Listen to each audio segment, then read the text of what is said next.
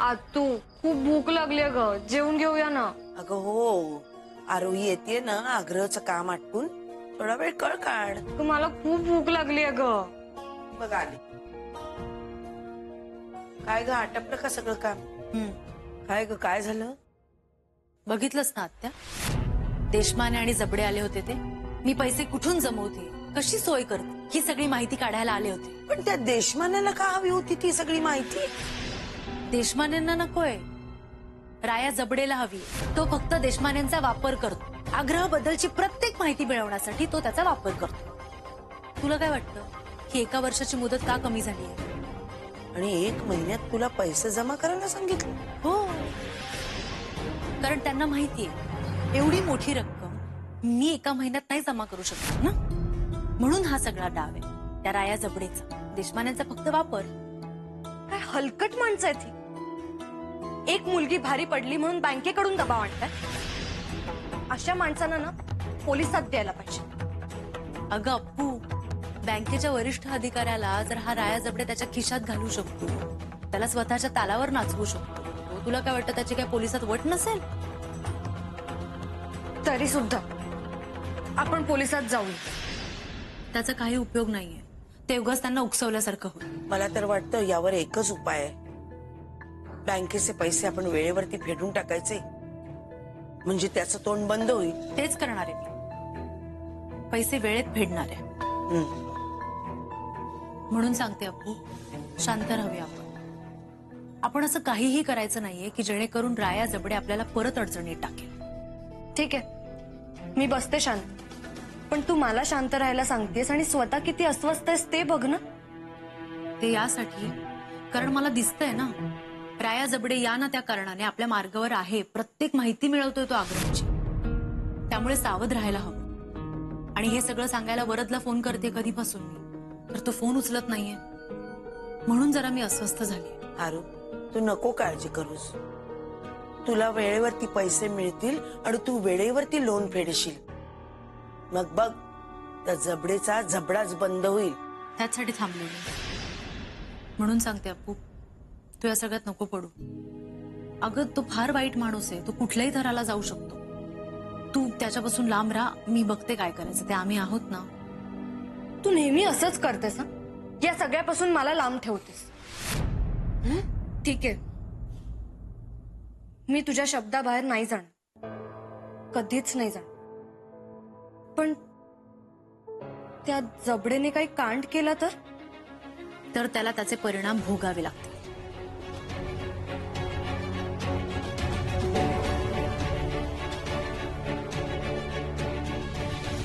आग्रहाला नजर लावणाऱ्या कुणालाही मी सोडणार नाही. त्या प्रत्येकाची गाठ माझ्याशी. बाबांनी अख्खं आयुष्य घालवले हे बनवण्यात. सहजासहजी मी कुणाच्याही घशात जाऊ देणार नाही ते. आरू, तू शांत हो ग. अजून तरी शांतच आहे मी आत्या. पण कुणीही आग्रहाला काही करण्याचा प्रयत्न केला ना, मी त्याला नाही सोडणार. आपलं आग्रह वाचवण्यासाठी मी काहीही करू शकतो. कुठल्याही थराला जाऊ शकतो. मला फक्त काळजी एका गोष्टीची वाटते. जे लोक आग्रह वाचवण्यासाठी आपली मदत करू पाहतायत त्यांना राया जबडे काही करणार नाही ना. आरू, तशी वेळ येणार नाही. देवाच्या कृपेनं आपण त्याचे सगळे पैसे फेडू आणि ह्या जाळ्यातून सुटू. पण आपण आपल्याला जपायला हवं की नाही? बरं, आता हा विषय इथेच संपवा बरं. हो, आणि आता ते गेलेत ना. मग आता तरी आपण जेवूया का? म्हणजे काय, माझ्या पोटातले कावळे ना आता आंदोलन करायला लागले. चला. चल चल या. हा हॅलो आई. हा, अरे तुलाच फोन करणार होते मी आता. अगं मी येतोच आहे. बरं, तू एवढी टेन्स का वाटतेस? अरे तन्वी अजून घरी आली नाहीये. उशिरा यायची तुझ्यासारखी तिलाही सवय लागली आता. बरं, फोनही करत नाही. थांब, मी तिला फोन करतो. मी करते की फोन, पण फोन लागतच नाहीये तिचा. बरं, कुठे गेली ती? खरेदीला गेली. कुठे MG रोडला जाते म्हणाली. केव्हाची गेली ती? आता रात्र झाली, अजून नाही आली. आई तू काळजी नको करू.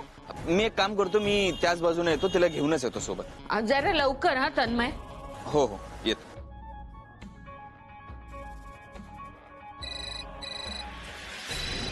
आता फोन आहे यार. हॅलो. आई घरी एकटी आणि बहीण MG रोडला. आता तर तुझे आहे बहीणच. कोण बोलताय? तुझा अशुभ चिंतक. लय हौस आहे ना तुला दुसऱ्यांना मदत करायची.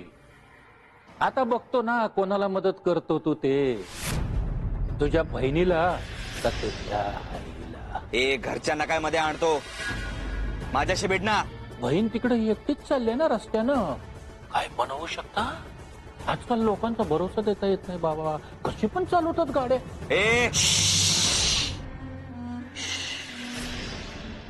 माझ्यावर आवाज चढवायचा नाही नाहीतर तिकडे गाडी चढवीन. तू खूप मध्ये मध्ये करतोयस हा. माझं डोकं खराब नको करू. सुरुवात कोणी केली? तू माझ्यामध्ये आला का मी तुझ्यामध्ये आलो? माझ्यामध्ये कोणी पण आलं तर मी उडवून पुढे जातो. हे तुझ्या बहिणीला पण सांग.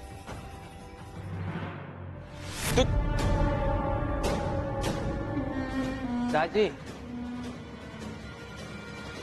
त्या पोरीला सरळ केलं पाहिजे ना आधी. आपण ह्याच्या मागे का लागायचं?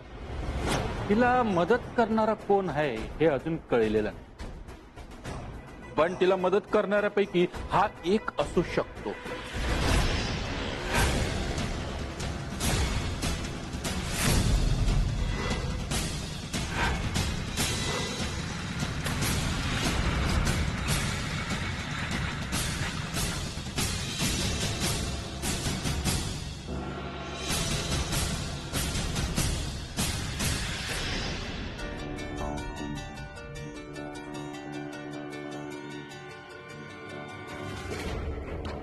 हॅलो. हा ताई. हॅलो, हा बोल तन्मय. काय झालं? कुठे आहेस तू? अरे मी इथे MG रोडवर आली, जरा शॉपिंग करायला आली. येतेच आहे घरी. आई मी पण MG रोडला आहे. तू कुठे आहेस MG रोडला? तू तू का आलायस? प्रश्नाला प्रश्न नकोय. तू सांग मला कुठे आहेस तू? मी इथे केमिस्टचं दुकान आहे, कपड्यांचं दुकान, तिथेच आहे मी. कुठे कुठे आहेस तू? कुठे? कपड्यांच्या दुकानाच्या इथे.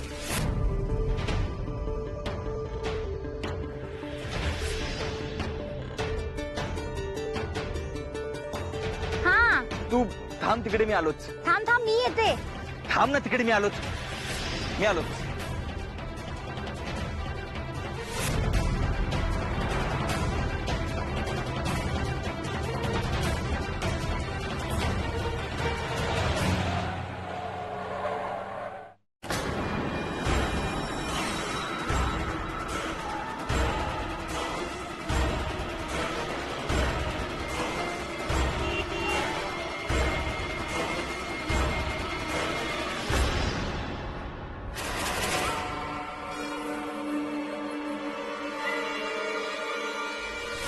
इथून स्ट्रेट पुढे जा आणि फर्स्ट राईट घ्या.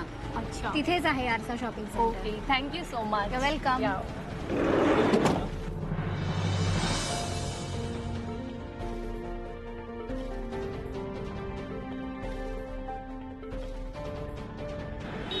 अरे काय एवढी धावाधाव कशासाठी करतोय? नाही असंच उगाचच. मी काय लहान मुलगी आहे का? मी आले असते ना घरी. अगं तुला आई माहित आहे ना म्हणून आलो मी घ्यायला तुला. पण बरं झालं, अगदी देवासारखा आलास. माझे पाय इतके दुखायला लागलेत ना. आता आपण बाईकवर जाऊ. चल चल.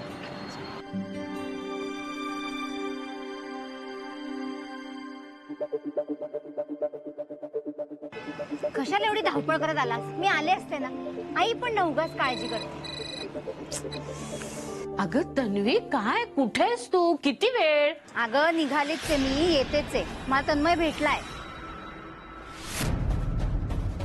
या वेळेस सांगून काही केलं नाही, पण पुढच्या वेळेस काही सांगून करणार नाही, लक्षात ठेव. काय रे? काय रे, कसली चिठ्ठी? अरे काय नाही असंच काहीतरी कागद म्हणून आलो. चल.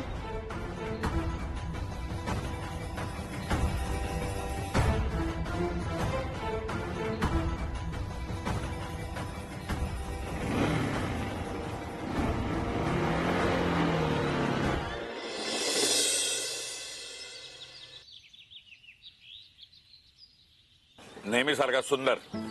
तुझाच आहे. हो. अरे तुझं मास्तर येतात का नाही शिकवणीला? नाही रोज नाही येत पण आठवड्यातून 3-4 दिवस येतात.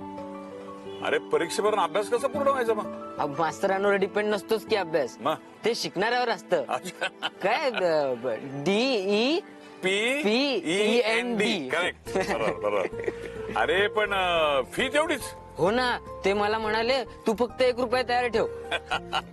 1 रुपया घेतात ते का ते? करेक्ट आहे, करेक्ट. चालू ठेव, मी उद्या येतो. हा चल बाय. हे काय? तुम्ही इथे? हा इथे चहा प्यायला आलो होतो. अच्छा. पण तुम्ही असं घाई कुठं चाललाय? हो ना, जरा उशीरच झालाय.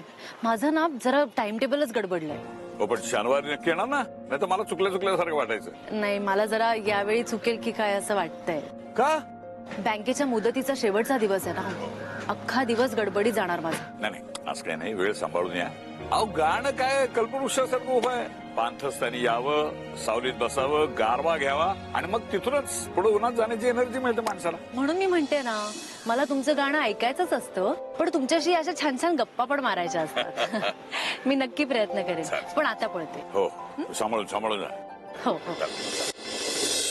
अपू, ए अपू, घे खाऊन घे बरोबर. आरुताई आली का? नाही ग, नाही आली अजून. इतका उशीर? नाही म्हणजे नेहमी या वेळपर्यंत येते ना ती. हो अगं बाजारात करायला गेली ना ती, मग उशीर होणारच. आत्तू मला खूप टेन्शन आलंय ग. कालच आपलं बोलणं झालं ना, 2च दिवस उरलेत. तो जबडे काही करणार नाही ना? अगं असा विचार कशाला करतेस? हं? आपण चांगलाच विचार करायचा. हं? बघ बैस आधी बैस. हे घे, पहिल्यांदा खायला सुरुवात कर. हं. अरे बरं घे.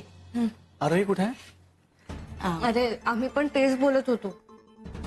अरे अजून नाही आली. अरे काही टेन्शन आहे का? नाही, तिने मला फोन केला होता तेव्हा जरा टेन्शन मध्ये वाटली. घरी एवढं म्हणाली आणि फोन कट केला. आता 2 दिवसच राहिलेत ना, टेन्शन आलं असेल. तर टेन्शन कसलं घ्यायचं? आपलं काम तर होत आहे ना, आपल्याला चेक मिळतोय. हो रे, तू करशीलच, अगदी वेळेवर करशील. मग पण जरा इकडे तू खा ग.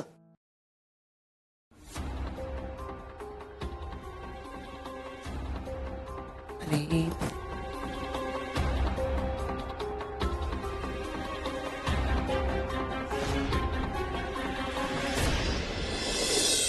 या लवकर. हा, भाजी आणि कोथिंबीर लगेच निवडायला घ्या. गड्डी ओली आहे आतून. हा, सावकाश पडेल. किती दगधग करते सगळं. तर काय, सॉरी मला जरा उशीर झाला यायला.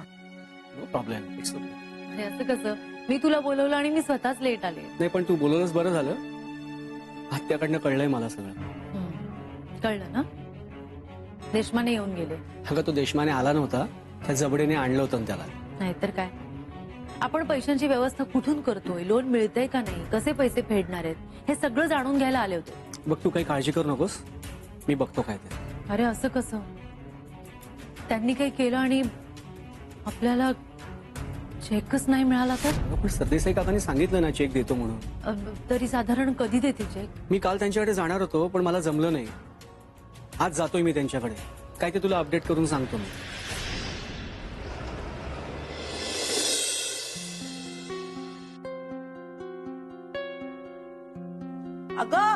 अगं काय हे, उभं राहून काय पाणी पिते? बैस ते बैस. आता पी पाणी. खूप तहान लागली होती. माझा जीव एकदम घाबरा झालाय ग. का ग? अगं सतत असं वाटत होतं की कोणी पाठलाग करतंय की काय. आजूबाजूला बघतच चालले होते. त्यामुळे आज मी माझ्या नेहमीच्या रस्त्याने पण नाही आले. अरे बरं, तो वरद आला होता. हो, भेटला मला तो. राया येऊन गेल्याचं सांगितलं मी त्याला सगळं. तो काही म्हणाला का तुला? हो, तो म्हणालाय सरदेसाईंशी बोलतो म्हणून. आता आपण आपल्या परीने सगळी जुळवाजुळव करण्याचा प्रयत्न करतोय. सगळं बघतोय करून. बाकी सगळं सरदेसाईंच्या हातात आहे.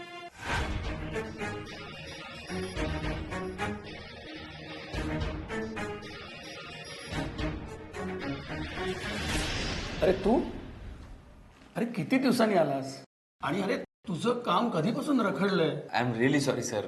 तुम्ही मला शब्दही दिलात आणि तुमचा वेळही, पण तुम्हाला कॉन्टॅक्ट नाही करता आला.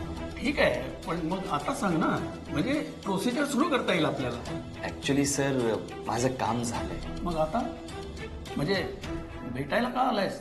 सर मी ऍक्च्युली थँक्यू म्हणायला आलोय. तुम्ही वरच्या एका शब्दावर माझं काम करायला तयार झालो. हे बघ, मी माझं काम करतो आणि जे दुसऱ्याला मदत करतात ना त्यांच्यासाठी माझा हात नेहमीच पुढे असतो. आणि तोही आर्थिक हात. सर माझं आणखीन एक काम होतं तुमच्याकडे. लोनचं आहे का? हो, लोन संदर्भात आहे. ठीक आहे, आज चल, आत बसून बोलूया. या श्वास. ये.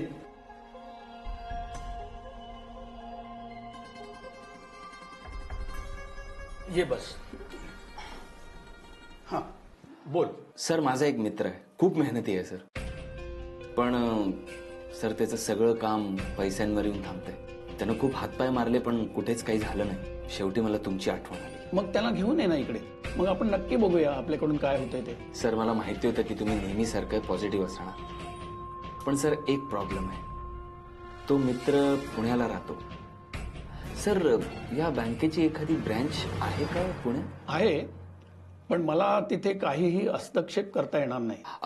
सर ते मित्राचे पेपर्स वगैरे सगळे क्लिअर आहेत सर. नाही नाही, प्रॉब्लेम तो नाही आहे. माझा त्या ब्रँच संदर्भात काहीच लुकआउट नाही आहे.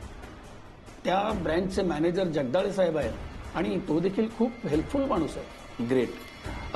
सर तुमच्याकडून एक फेवर हवा होता. मला त्यांचा नंबर देता आला तर बरं होईल. एक मिनिट. हा, हे त्यांचं कार्ड आहे. नंबर नोट करून घे. हो सर.